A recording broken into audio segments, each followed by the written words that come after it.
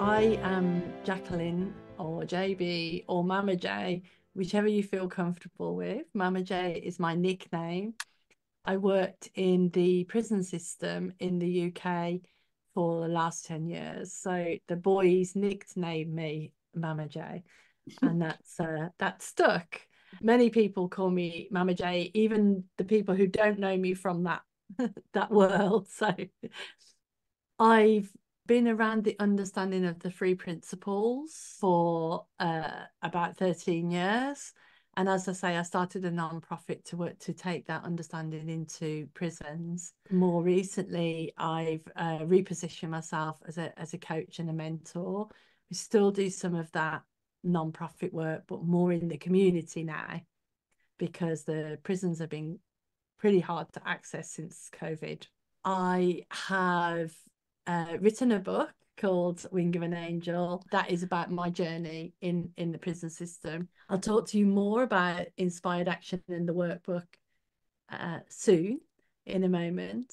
But that work came about because I saw that one of the gaps, it felt like to me, is that we often can tune into our intuition and feel like we can really trust that, but not always know then to take action. And then the other times when we can do things and get busy and it's not very inspired.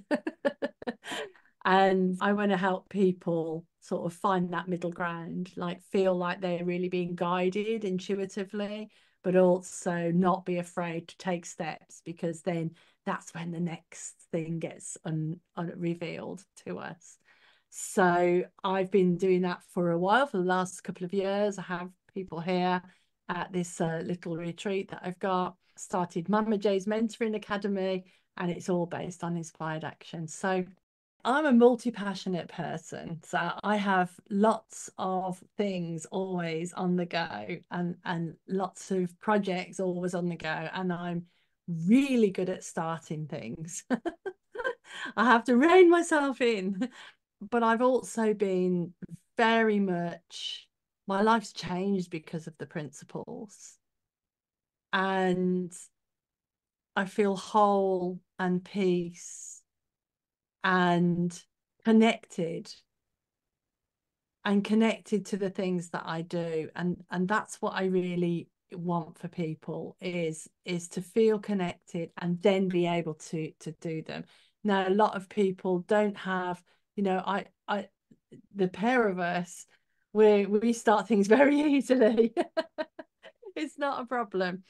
But I realize that that's not the same for everybody, and so part of this is to be able to give people a little nudge, but a gentle nudge, without with being totally in harmony with intuition and your essence and your spiritual nature, and but not letting understanding when we're getting in our own way as well. And a big part of that is knowing when to walk away and stop and rest and be okay with that. My book took 4 years to write, partly because sometime I had to put it away. It was a struggle, and when I got in, and I'm good at pushing through a struggle, but I recognize sometimes it's not about pushing through, it's about stepping back. After I stepped back, each time something new would occur, something else would evolve. There'd be some piece of information that I didn't have before that I now have, that I wouldn't have had if I hadn't waited.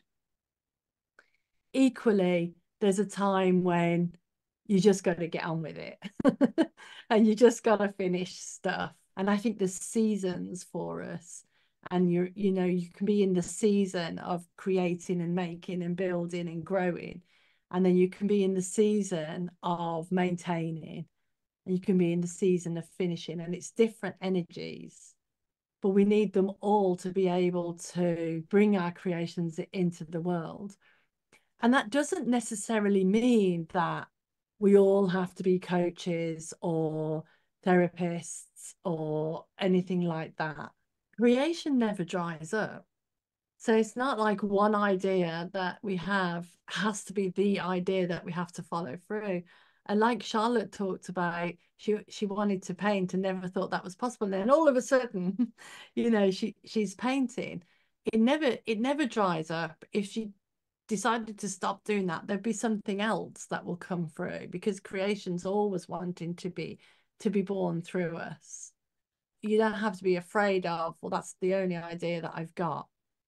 And the funny thing is, when you act on your ideas, they may not turn out the way you want them to be. Like mine rarely do, the way I think I want them to be, because the universe has other ideas and there's things that I don't know about. But all I can do is act on what I do know and take it as far as I can take it. And if there's a red stop, or if if I'm sort of pushing water up a hill, then there's signs that they'll be available for you, and they might show up differently, that make me aware that, oh, hang on a minute, I'm trying too hard here.